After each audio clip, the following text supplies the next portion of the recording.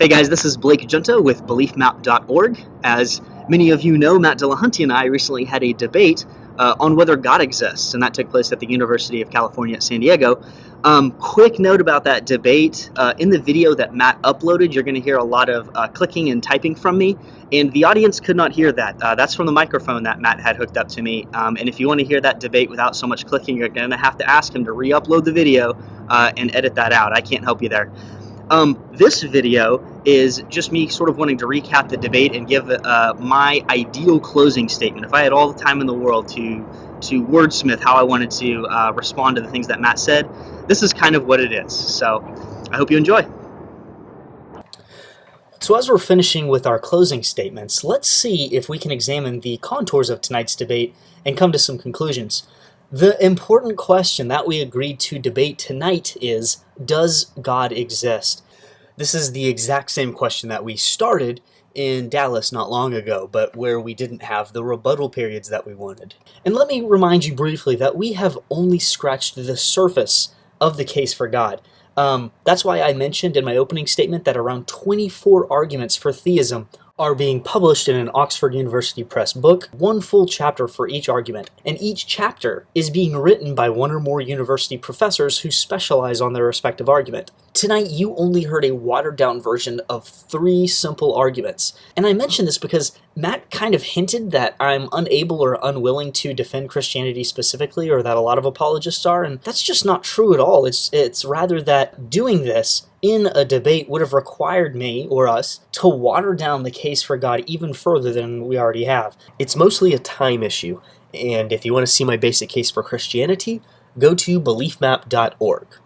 The debate topic tonight remains, does God exist? I represent the pro, and Matt represents the con. Now, Matt says my job is to, quote, demonstrate God's existence. But this, notice, is an attempt to reframe the debate. My job is simply to present a better case for God's existence than Matt's case for God's non-existence. And as far as I can tell, this won't be that hard to do. Matt's case tonight consisted of literally only one argument for his belief that God does not exist. He presented the hiddenness argument, and it looks like this. Premise 1. If a loving God exists, then you would make sure that everyone believes he exists. Why? Well, so that they could enter into a relationship with God, which a loving God would want. This argument has nothing to do with hell or God's justice. It's purely about God's love. Premise 2. But God has not ensured that all people believe. 3. Therefore, no loving God exists.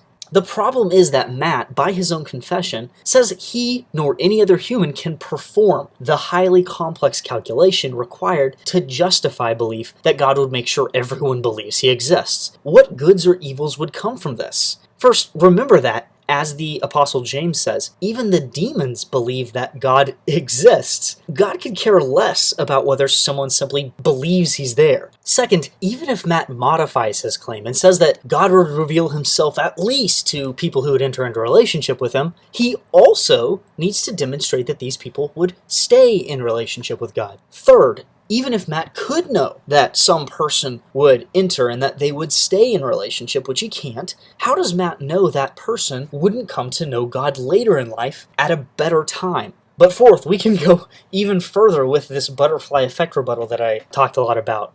The idea is this: even if Matt could know those other 3 things, how does he know all the ways that doing this would affect people in the future? For example, let's take some atheist named Joe who would enter and stay in relationship with God, and that this is the best time if only God would ensure that Joe knew that God existed. Well, think about this. If God did that, then it would eventually result in several new relationships and new decisions from Joe and others, new arrival and destination times for Joe and everyone Joe influences. And this is going to result in countless parents conceiving seconds or days later or earlier. And that means entirely different sperm and eggs meeting, resulting in entirely different people being born. And over the centuries, this could very easily result in an entirely different world with far more people who freely reject God, even if they knew God existed. Or maybe there would be the same number of relationships, but the relationship quality now or for the rest of eternity, would be lower. And Matt's argument here is going to require that the butterfly effect won't make things worse for relationships. But how does he know that? I just don't think he can. Fifth, just for fun, forget all Joe's indirect butterfly effects. Matt doesn't even know something relatively simple, like whether Joe would directly cause more people to reject relationship with God. Perhaps, to use Matt's verbiage, by being a bad Christian, just as an example. Sixth, we've only been talking about relationship numbers and relationship quality. But relationship goods are not the only kinds of goods. This calculation Matt needs to do requires us also to take into account how changing things affects a ton of other kinds of goods that are in play. So in conclusion, the first premise of Matt's one argument is just wildly unjustified, and Matt admitted his inability to perform this calculation in cross-exam. So his hiddenness argument, which requires this fancy calculation, is just hopeless. Now, Matt did complain that at least those last few points would mean that God has unfulfilled desires. So God would have a desire to be in relationship with Joe here, but that desire would be unfulfilled in order to satisfy these other desires, like having more relationships in total or having more goods total.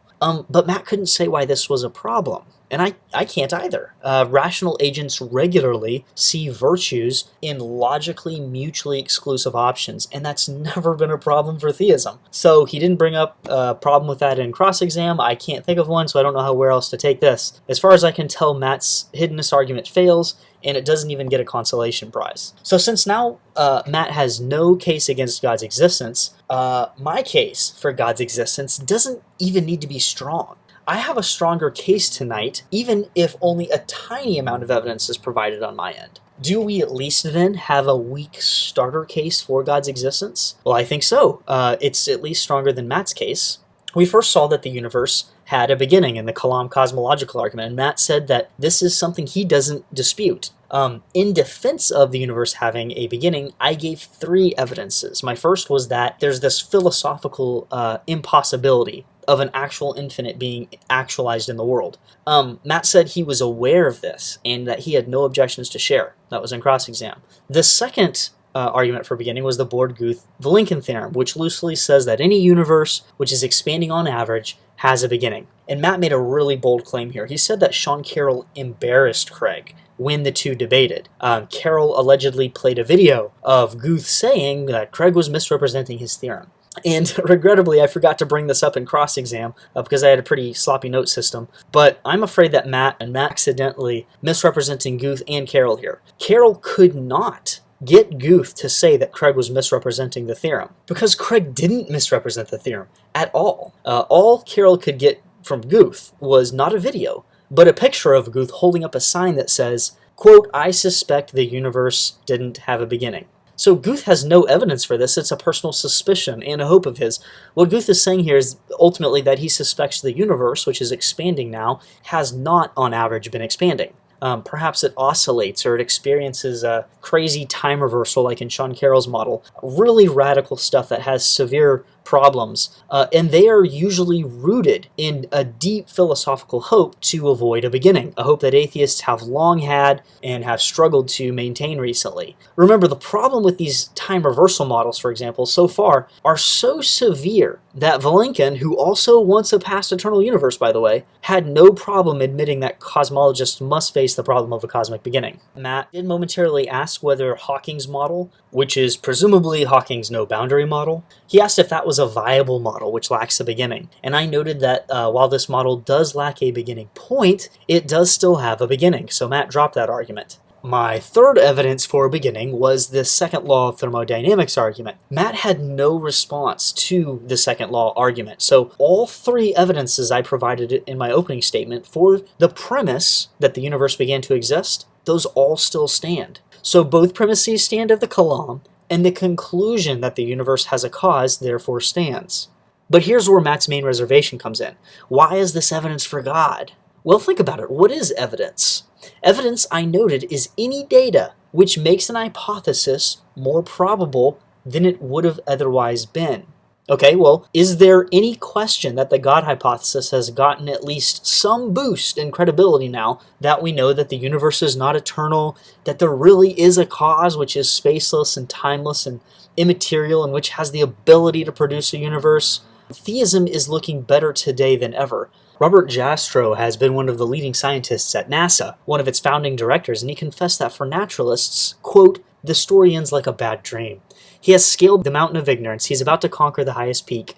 As he pulls himself over the final rock, he is greeted by a band of theologians who've been sitting there for centuries. No matter how suspiciously something sounds like God, Matt will never conclude God.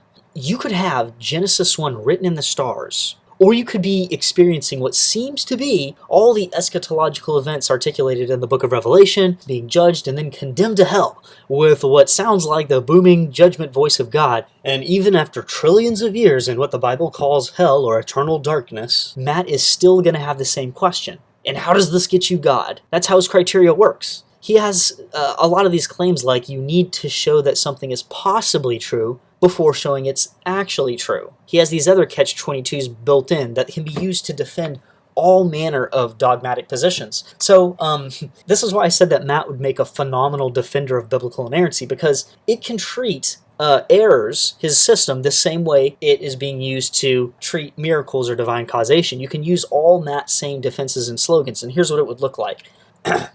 First, inerrancy works. Just look at all these confirmed biblical people and places and events that are acknowledged by secular historians all across the world. Get with it, guys. Second, remember that every time so far that we thought there was a Bible error in the past, it was resolved.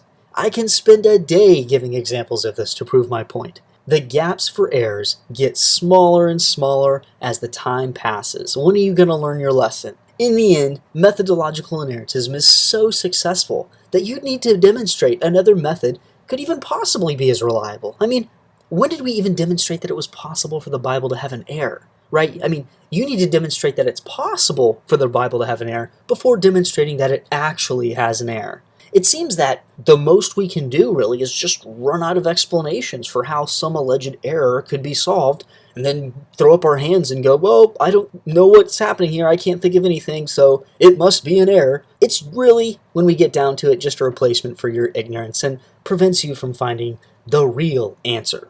So, this is why I think that a debate between the inerrantist Matt and the atheist naturalist Matt would just be an absolutely epic debate. They use all the same slogans, all the same reasoning to defend their dogmatic position, and they'll never know if they're wrong.